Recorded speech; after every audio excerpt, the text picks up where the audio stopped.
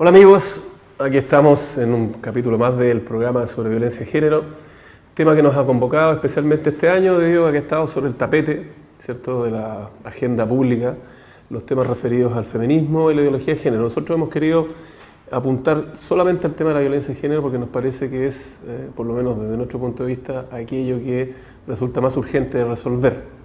Por lo mismo, hemos podido entrevistar a algunas personas que nos han dedicado su tiempo muy generosamente, justamente a hablar de algunos de los tópicos que nos parecía interesante tratar. Hoy día les voy a presentar el programa, la entrevista que hicimos a la Corporación Humanas, donde fuimos recibidos muy amablemente por Camila Maturana y María José Castillo, ambas abogadas de la institución, que nos presentaron la corporación, lo que ellas hacen, y también cuál es su misión, su visión y las tareas y desafíos que tienen por delante. Primero que nada me gustaría contarles un poco de qué se trata la corporación.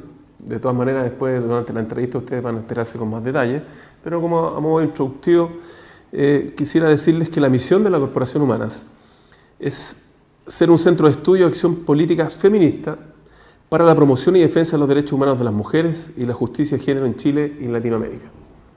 ¿Por qué razón? Porque así ustedes verán a medida que vayan avanzando los programas, las distintas entrevistas, nos hemos ido dando cuenta nosotros también de que las mujeres, por el simple hecho de ser mujeres, están en una condición de desigualdad y desmedro frente a la ley, frente a la sociedad. Cosa que la mayoría de las veces se nos pasa por absolutamente alto, como algo que es tan obvio que nos resulta invisible. Veníamos conversando en el camino con mi amigo Cristian Periales respecto de lo mismo, y cómo algunas de nuestras actitudes y nuestras conductas y comportamientos que nos parecen tan naturales, en realidad son discriminadoras o son miradoras en menos respecto a las mujeres. Este programa en particular me ha servido a mí justamente para darme cuenta de que subsisten en nuestra cultura resabios de una mirada discriminatoria, peyorativa hacia las mujeres por el simple hecho de ser mujeres. Así de simple. La misión de la Corporación Humanas tiene que ver con lo mismo. Yo les pregunto ahí, ¿no?, en la entrevista ustedes se van a dar cuenta, ¿por qué hablan de los derechos humanos de las mujeres como si fueran distintos? No lo son. Lo que pasa es que efectivamente, en el papel no lo son, pero efectivamente en la historia nuestra, de la humanidad, por lo menos en el mundo occidental en el que vivimos nosotros, los derechos humanos de las mujeres han sido diferentes al de los hombres. Por lo tanto, ellas lo que quieren ahí es rescatar justamente esta suerte de herencia negativa histórica. María José Castillo, que la van a conocer en el programa, ella está a cargo de los proyectos de violencia institucional, de espacio público y política de drogas. Por su parte, Camila Maturana está encargada del programa de seguimiento legislativo y de los derechos sexuales y reproductivos. Ellas se encargan de revisar las políticas, de participar en la institucionalidad, de tener contacto con el gobierno, de tal manera de ir generando, por así decirlo, una suerte de agenda que le permita a las mujeres alcanzar el lugar que históricamente siempre les ha pertenecido, que es el lugar de la igualdad respecto a los hombres. Como les decía recién hace un ratito, particularmente yo me he ido dando cuenta cómo en cosas que son pequeñas y menores se representa esto de la desigualdad y de la mirada peyorativa hacia las mujeres. La ley del piropo, por ejemplo, es una de las cosas que también alcanzamos a conversar un poco con ella, refleja lo mismo. Es decir, la libertad con que el hombre se siente respecto de abordar a una mujer en la calle y no solo hacer mención de su cuerpo o lo que fuera, sino de abordarla sin su permiso, sin su consentimiento, sin que la conozca. Y eso deriva justamente de este patrón cultural machista en que las mujeres de alguna manera u otra son propiedad de nosotros los hombres. Los dejo invitados a ver el programa. Lo hemos dividido en 2-3 partes porque es una entrevista bastante larga que nos permitió tocar muchos tópicos interesantes, no todos los que nosotros hemos querido lamentablemente, pero sí es una entrevista extensa, de tal manera que nos dio para 2 o 3 capítulos por sí misma. Quisiera antes de despedirme decirles que este programa afortunadamente llega a sus hogares gracias al financiamiento del Fondo de Fomento de Medios de Comunicación Social del Gobierno de Chile y del Consejo Regional. Muchas gracias a ellos, porque sin ellos esto no estaría siendo posible. Así que de todo corazón agradecemos que una vez más estén confiando en nosotros y nos estén entregando este fondo para hacer aquello que a nosotros más nos gusta, que es llevar estos temas, creemos nosotros, de interés social hasta sus casas. Hasta luego. Estamos en la tercera parte de la entrevista que hicimos a la Corporación Humanas. En esta parte nos relatan con detalle exactamente cómo funcionan, de qué se trata, cuál es su labor. Y luego nos quedamos un ratito conversando con María José Castillo, que es quien nos va a relatar cuál es efectivamente la función que realiza, cuáles son los programas, y hacemos el cierre del capítulo. Esperamos que los contenidos que aquí se han vertido, que hemos podido dialogar, hemos podido conversar, les sean de utilidad. Muchas gracias. Sí, eso que, perdón que te interrumpa, pero es una pregunta que teníamos más tarde, pero que aprovecharla de hacer ahora. ¿Por qué ahora? ¿Por qué los últimos 2 años? ¿Y por qué no hace 5 ni hace 10 años? ¿Qué ha pasado en nuestra sociedad, la chilena, que hoy día estamos en este plano, donde tú, como decías recién, ya no es motivo de nada decir soy feminista, cuando antes era, ¿cierto?, para que te apedrearan ahí en la plaza pública. Y hoy día no, y hoy día es todo lo contrario. ¿Qué es lo que ha ocurrido? ¿Qué factores creen ustedes? ¿No? Así, un análisis somero tal vez, pero ¿qué factores han ido influyendo en que hoy día la sociedad esté mucho más abierta a aceptar algo así? Yo creo que hay varias cosas. Nosotros no somos historiadoras, y ese es un tema, claro. ¿Qué es lo que llevó a estos cambios? Yo creo que lo que aparece más potente es que la conciencia está.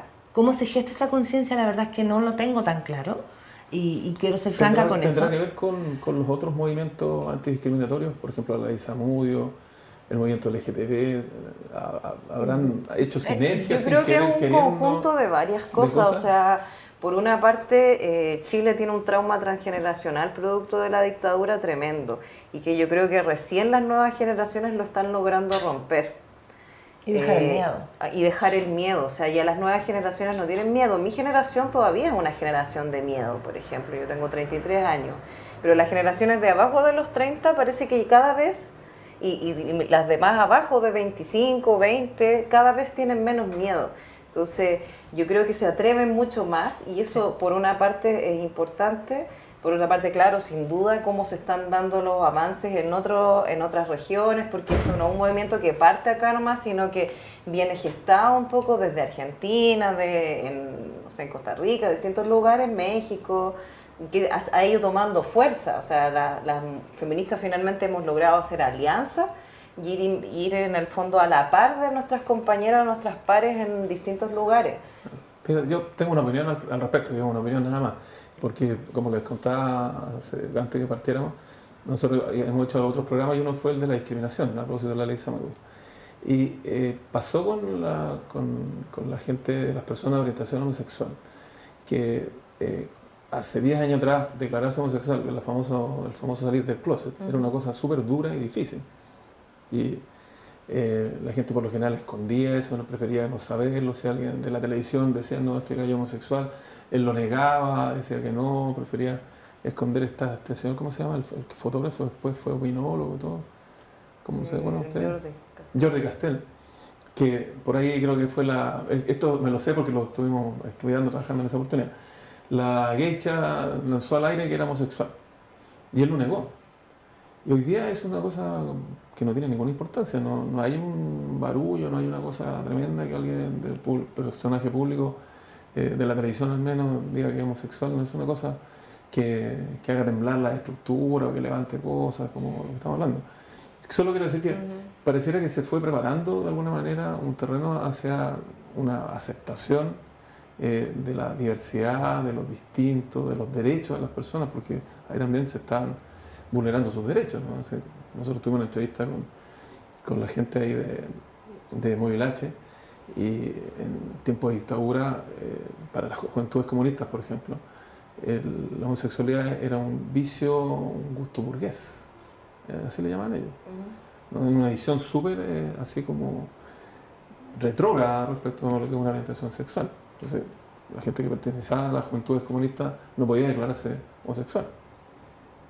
Rodolfo Gutiérrez, que es así se llama, ¿no? Rodolfo Gutiérrez, el director, él tuvo 15 años sin pareja porque como formaba parte de la Juventud Comunista, no podía declararse homosexual.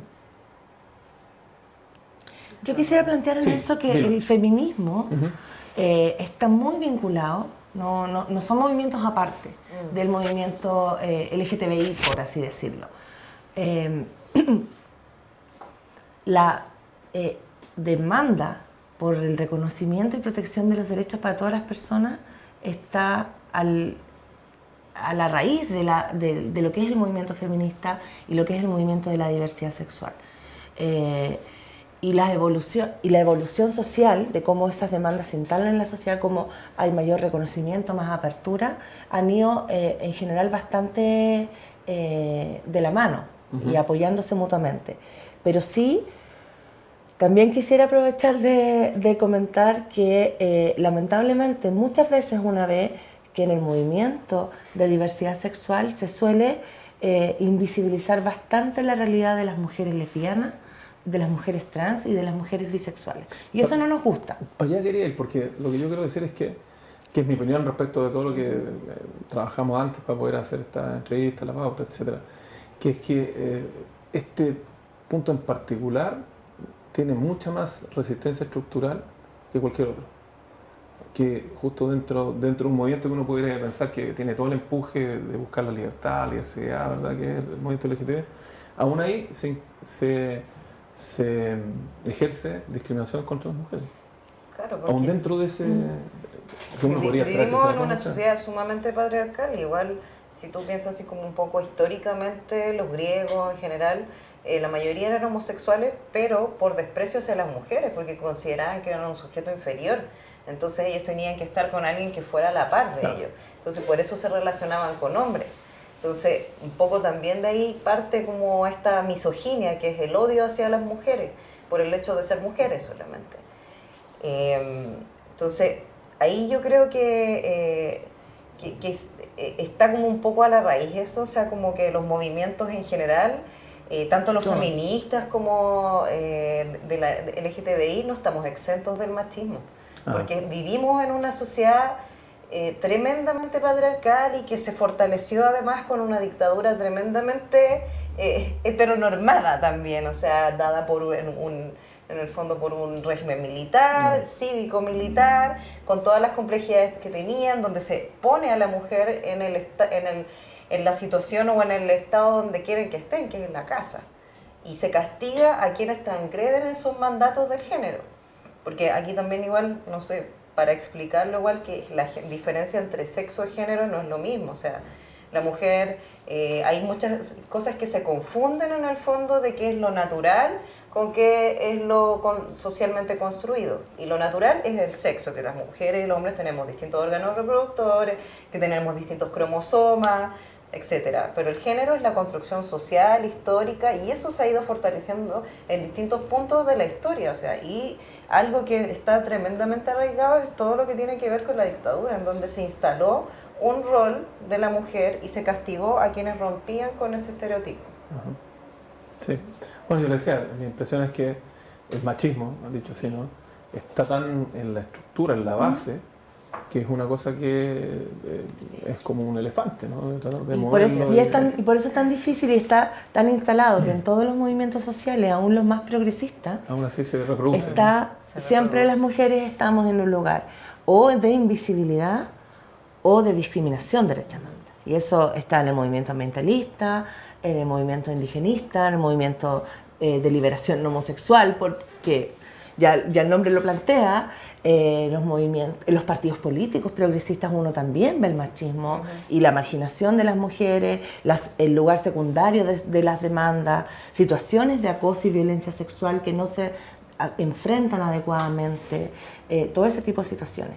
Pero respecto a lo que tú planteabas sobre la mayor reconocimiento social, y la posibilidad de muchas personas de salir del closet, yo creo que efectivamente hay un cambio cultural, hay una apertura notable respecto de décadas anteriores, pero no es un terreno ganado, y eso es importante también tenerlo claro. No es como que esto ya fue, ya se hizo, o sea, para que los derechos, y no esto no es, la diversidad sexual no es un tema de libertad únicamente, de qué es lo que las personas deciden que pueden o no pueden hacer, porque mirarlo desde un punto de vista de libertad es una aproximación muy individualista, que es importante sin duda, pero nos quedamos cortos, porque el tema central, en mi opinión, es el tema de la dignidad humana y el valor intrínseco que tenemos todas las personas. y que eso se extiende, por cierto, a tu proyecto de vida. Y de ahí deriva la necesidad de que la estructura del Estado, las leyes, los tribunales, las políticas públicas, sean capaces de dar protección a todas las personas. Entonces, tú vas a tener un cambio social que es la mayor apertura a la diversidad sexual, que no está garantizado ni es completo. Pero si no tienes las instituciones que le den soporte a ese reconocimiento, se te cae en un par de años más. O sea, Chile sí tiene hoy una ley de identidad de unión civil que antes no existía. Más allá de que las personas se puedan querer o no querer casar, el hecho de que exista un matrimonio para todas las personas es el reconocimiento y es plasmar esa dignidad humana para todos y todas. Y de construir ese mandato supuestamente natural de cómo son las relaciones, que deben ser entre un hombre y una mujer para criar hijos. Y que eso es lo válido o eso es lo mejor. Chile tiene va a tener una ley de identidad de género que sin duda permite no solamente la protección, sino un reconocimiento a la dignidad de las personas trans, que lamentablemente no va a dar protección a los niños, pero eso será un otro paso. Y están pendientes en ese plano, porque no es que el matrimonio igualitario es la única demanda de diversidad sexual para nada. O sea, el reconocimiento de los derechos sexuales y reproductivos de las mujeres lesbianas es mucho más importante en términos de política pública que la posibilidad de casarse, pero eso tiene un impacto simbólico muy relevante. El tema de los derechos de filiación de hijos e hijas de parejas del mismo sexo es un tema tan o más relevante que el matrimonio igualitario, que lamentablemente no ha tenido la misma visibilidad. La ley de discriminación, que es una ley que aporta un reconocimiento y visibilidad a distintos colectivos, pero que no tiene herramientas reales. Entonces tenemos simbólicamente una ley que protege a todos y todas y todes, pero en la vida real no los protege. Entonces, esas instituciones deben estar acorde a esta dignidad humana que estamos señalando. Y así está en los tratados internacionales y en estos estándares que yo te comentaba. Y para eso las feministas hemos puesto mucho esfuerzo, porque nosotras protegemos los derechos de todas las mujeres, y eso no son solamente las mujeres heterosexuales. Lo que pasa con esos derechos de las mujeres, y eso estamos hablando de mujeres indígenas, mujeres trans, mujeres lesbianas, mujeres con discapacidad, mujeres migrantes, niñas, adolescentes, mujeres privadas de libertad, etc. Sí, estamos avanzando un poco a lo que ustedes hacen dentro de la corporación. ¿Les parece si nos concentramos un poquito? Sí. ¿Partamos por ti?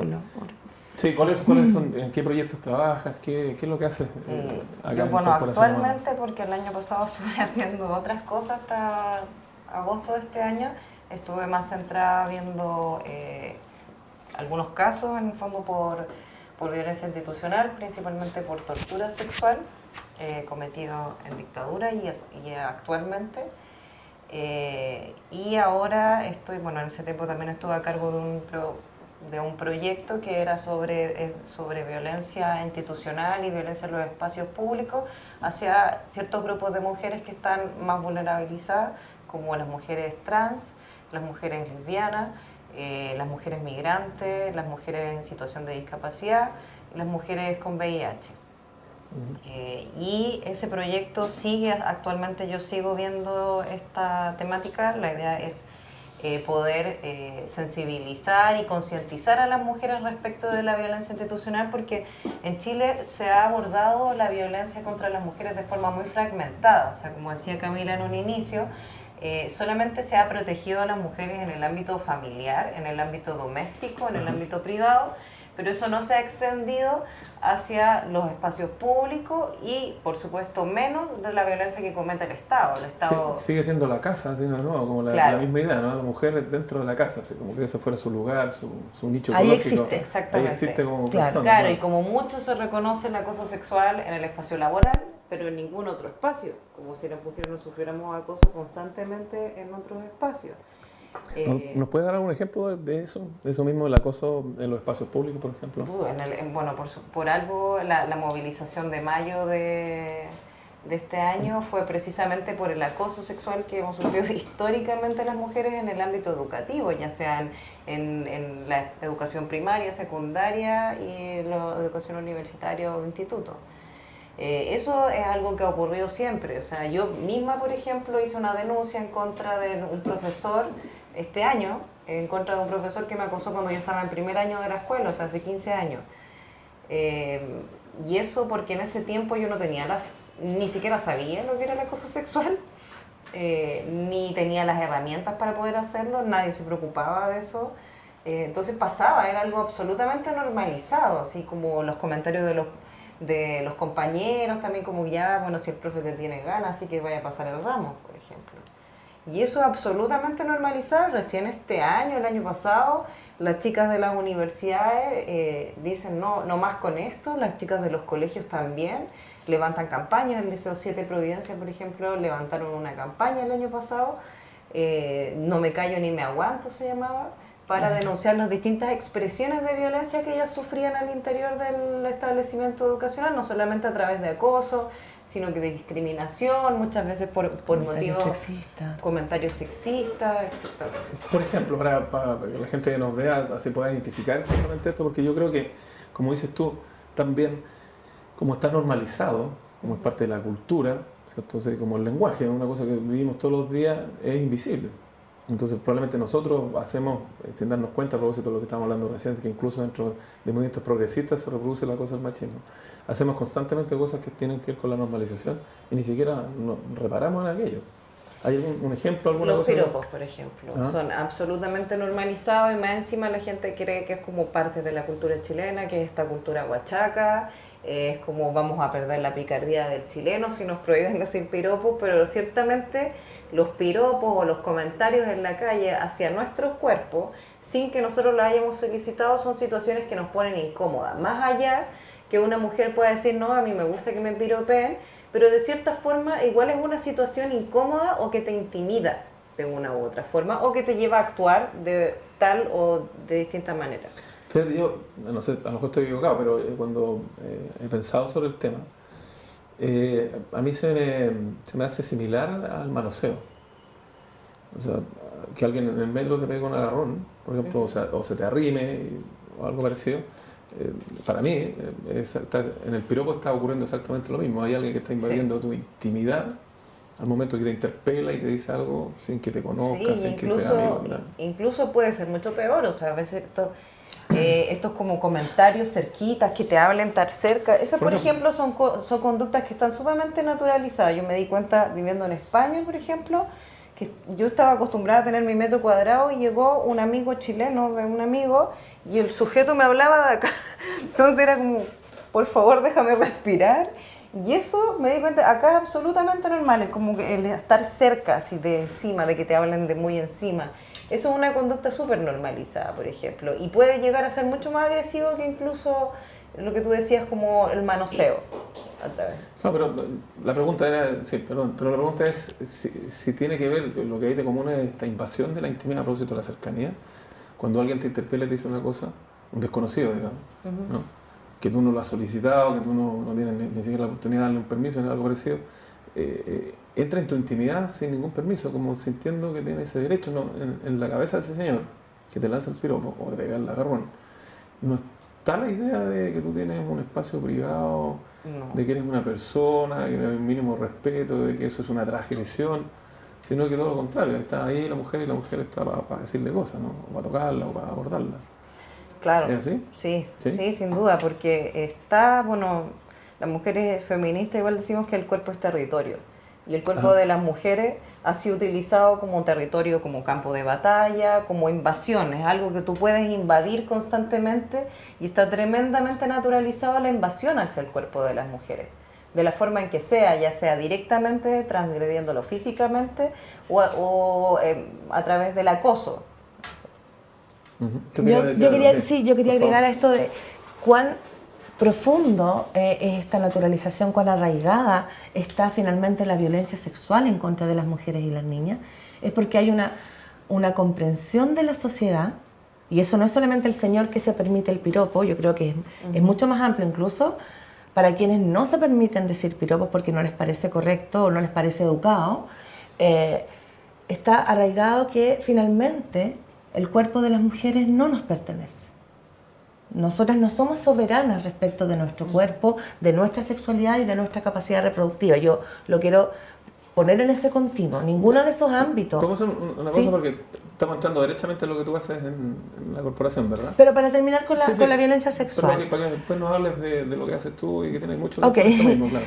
Está tan naturalizado entonces que los cuerpos de las mujeres no son de las mujeres, son de otros, que las personas pueden opinar respecto a tu aspecto físico, y esta naturalización también se manifiesta, por ejemplo, en algo tan absurdo como llegar al punto en que entonces tú tienes que responder y te preguntan otras mujeres, otros hombres, incluso tus amigos, si a ti te gustan o no los piropos, cuando eso nunca debiera ser la pregunta.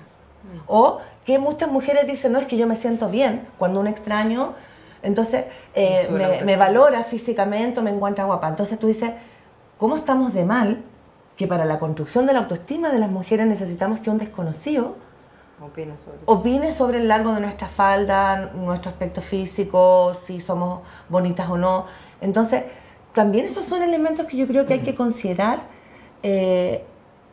cuando se hace la distinción. Bueno, pero es que hay piropos y piropos.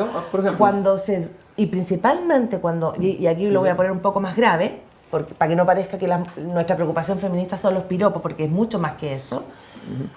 Cuando se denuncia violencia sexual o acoso sexual, o violaciones derechamente, se duda de lo que las mujeres decimos. Y esa es una realidad que ocurre en las familias, cuando las niñas develan situaciones de abuso sexual, no son creídas en la mayoría de los casos, incluso cuando están embarazadas. Cuando las mujeres vamos a los tribunales de justicia tampoco se nos cree. Cuando las mujeres denuncian públicamente somos descalificadas, y esa desconfianza en la palabra de las mujeres inmediatamente está relacionada con la culpabilidad de las mujeres en las situaciones de violencia sexual. Si algo ocurre, la sospecha no está en el agresor, siempre está en algo que tú hiciste. Porque diste un mensaje equivocado, porque estás exagerando, porque generaste una situación y luego te echaste para atrás. Entonces, tal vez voy a decir una generalización, como una caricatura, pero que yo creo que en el 90% de los casos igual es así. Si tú denuncias una situación de violencia, la pregunta está en qué hiciste tú para que eso pasara. O denunciaste a tiempo o no denunciaste a tiempo, lo que hagas siempre va a ser, la sospecha va a recaer en ti. Entonces, ese mecanismo social de negar la violencia sexual contribuye sin duda a mantener las relaciones de poder sin poder cambiarlas.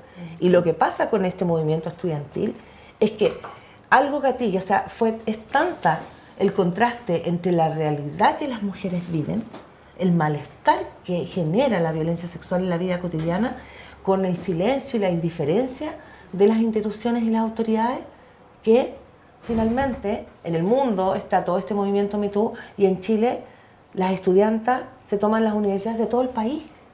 Entonces no es que algunas sean exageradas, el malestar se acumuló de una manera que genera este movimiento maravilloso que a las feministas más grandes nos ha renovado también en la creencia de que sí, que el feminismo es válido y que hay que seguir luchando por ello. Sí, a mí me gustaría cerrar un poco, que yo estoy un poco corta de tiempo, un poco para concluir lo que yo estoy viendo en el proyecto. También me gustaría un poco de la naturalización de la violencia, como nosotros estamos trabajando en este proyecto de la violencia institucional. Hay muchas situaciones que no se ven, por ejemplo, o sea, con estos grupos nos hemos dado cuenta, por ejemplo, en los establecimientos de salud, por ejemplo, la violencia que viven ahí las mujeres es tremendamente fuerte. Por ejemplo, una mujer que está en situación de discapacidad, los médicos no se atreven a verla, siempre le piden que vaya acompañada, y tiene una discapacidad física probablemente, no intelectual, pero le piden que vaya acompañada como por haber que no hagan nada,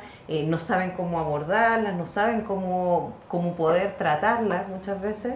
Lo mismo con las mujeres con VIH, por ejemplo, mucho personal de salud, que son personas que debiesen haber estudiado y estar preparados en eso, no se atreven a tocarlas, porque tienen VIH.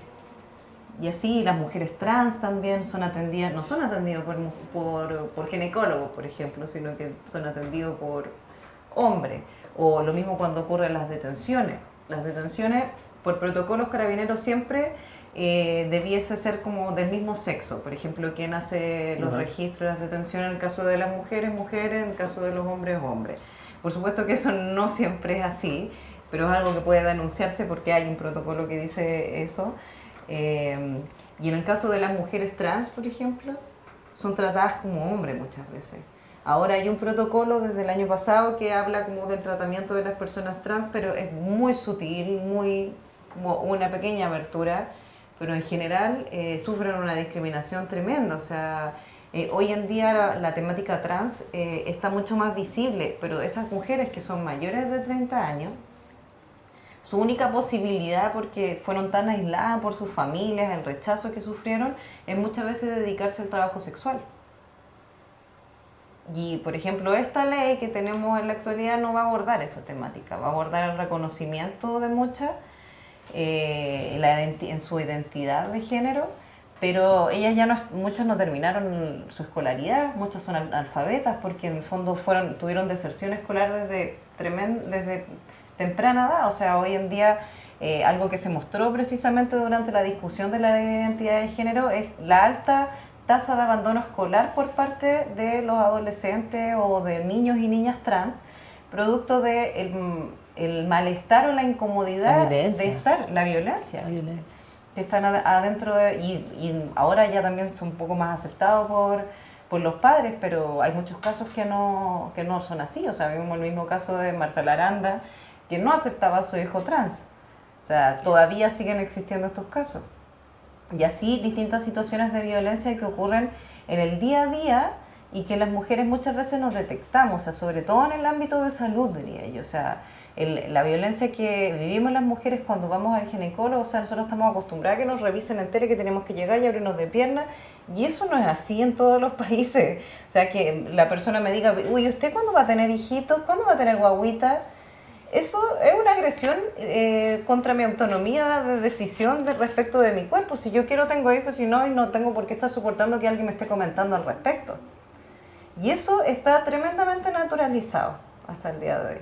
Entonces, tratamos de que en este proyecto estamos tratando de que las mujeres de estas comunidades puedan visualizar y evidenciar la violencia institucional que están viviendo día a día en los distintos espacios, ya sea a través de las policías, educación, salud, a través de los municipios muchas veces, y que ellas logran ser las voces del cambio, o sea, que ellas puedan sensibilizar al resto una vez que ya están concientizadas respecto de la violencia, logran sensibilizar a todos estos actores institucionales en el fondo de que esto es lo que me pasa cuando ustedes ejercen este tipo de violencia. Y esto es violencia también, en grosso modo. Bueno, amigos, este es el cierre de los capítulos que hicimos en la entrevista con la Corporación Humanas. Primero que todo, obviamente, queremos agradecerles a la gente ahí de la corporación, tanto a Camila Maturana como a María José Castillo, que nos permitieron conocer mejor su labor, su misión, de nuevo sus dificultades y todo aquello que tienen que enfrentar a propósito justamente de la razón de ser de la corporación. Quiero también agradecer a Victoria Hurtado, ex compañera mía de Psicología de la Universidad de Chile, con la cual tuve la grata sorpresa de reencontrarme buscando en su minuto con qué gente podíamos entrevistarnos para poder hacer el programa. Me di cuenta tardíamente, no fue al principio que ella era presidenta de esta corporación. Así que además un regalo de Dios respecto de lo mismo. Queremos también agradecer al Fondo de Fomento de los Medios de Comunicación Social del Gobierno de Chile y del Consejo Regional, instituciones que nos hacen posible justamente llegar hasta ustedes con estos programas, estos contenidos que año a año vamos haciendo gracias al fondo y que nos parecen interesantes, que nos parecen importantes, pertinentes. Como les decía en la introducción, este año nos pareció importante hablar justamente de algo relativo al género porque es un tema que ha estado sobre la palestra, ha estado en boca pública y que creemos que era necesario ahondar un poquito desde una mirada distinta, que no sea la periodística, por así decirlo, de tal manera que la gente que vea estos programas se entere de la manera más objetiva posible respecto de qué es lo que se trata. Ahora nosotros en particular concentramos este tema en la violencia de género porque nos parece que es de todos los temas el que nos resulta más pertinente respecto de lo que es la sana convivencia social, tema que también nos preocupa a lo largo de todos los programas desde que empezamos a hacer esto, ¿no? Así que muy agradecido a la Corporación Humana, muy agradecido al Fondo y muy agradecido a ustedes por ver estos programas. Y de verdad, esperamos que les sean de utilidad, que todo lo que aquí hemos podido conversar, saber, enterarnos, les sirva a ustedes también para tener una visión más clara, precisa y más amplia respecto de lo que es particularmente el tema de la violencia de género.